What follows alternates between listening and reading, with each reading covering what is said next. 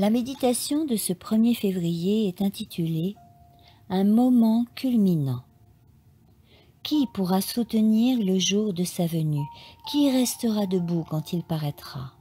Car il sera comme le feu du fondeur, comme la potasse des foulons. Malachie 3.2. Voir également Exode 19, 16 à 22, 34, 28 à 35. À cause de leur état pécheur, lorsque Dieu devait descendre sur le mont Sinaï pour proclamer sa loi, il avait interdit de s'approcher de la montagne sous peine d'être consumé par la gloire de sa présence.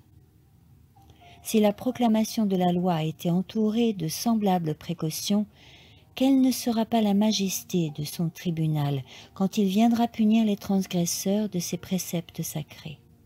Comment ceux qui ont foulé aux pieds son autorité pourront-ils soutenir sa gloire au grand jour des rétributions finales? Quand la présence divine se manifesta au sommet enténébré de la montagne, la gloire de l'Éternel, aux yeux de tout Israël, ressemblait à un feu dévorant. Mais quand le Fils de Dieu paraîtra dans sa gloire et celle de ses anges, toute la terre sera comme embrasée par l'éclat de sa majesté.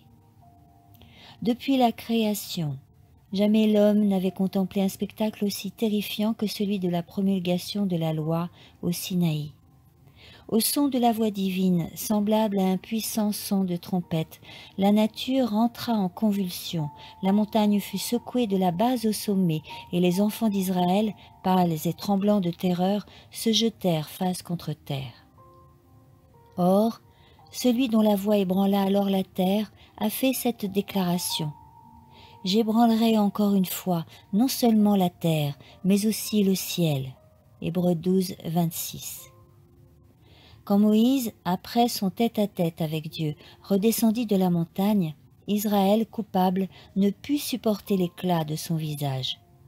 Combien moins les pécheurs pourront-ils regarder le Fils de Dieu lorsqu'il paraîtra enveloppé de la gloire de son Père et entouré de toute l'armée céleste, quand il viendra pour exécuter la sentence prononcée contre les transgresseurs de sa loi et les contempteurs de son sacrifice expiatoire.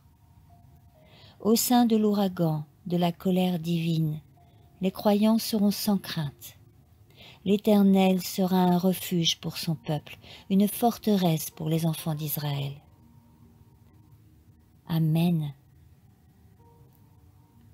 Si cette méditation vous a plu, n'hésitez pas à liker le petit pouce qui pointe vers le ciel et à partager.